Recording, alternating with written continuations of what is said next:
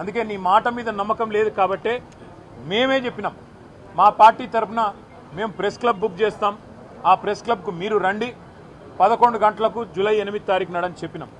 చెప్పినట్టుగానే కొడంగల్లో ఎక్కడో కాదు, ముఖ్యమంత్రి గారి సొంత నియోజకవర్గం కొడంగల్లో కూడా ఇంతవరకు రైతు బంధు పడని 670 మంది జాబితాతో సహా, రైతుల జాబితాతో సహా, వాళ్ళ పేర్లు, ఫోన్ నంబర్లు, వాళ్ళ ఇంటి అడ్రస్తో సహా మేము చర్చకు సిద్ధమై బయలుదేరిపోతా ఉన్నాం.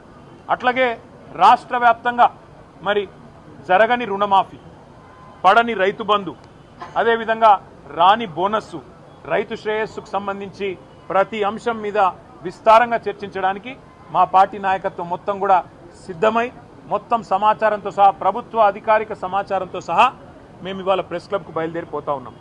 ముఖ్యమంత్రి గారు నిన్ననే బయలుదేరి ఢిల్లీ పోయినారంట.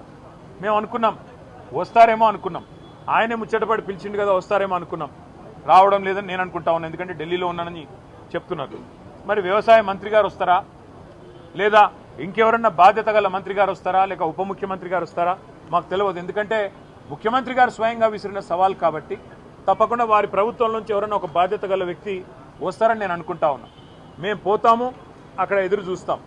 ఎవరన్నా బాధ్యత గల మంత్రో ఉప ముఖ్యమంత్రో వస్తే వారితో కూడా మాకేం భేషజం లేదు. ముఖ్యమంత్రి రావాలి అని మేమేం అంటలేం. ముఖ్యమంత్రి గారి తరఫున ఒక మంత్రి వచ్చినా వారితో చర్చించడానికి మేము సిద్ధంగా ఉన్నాం.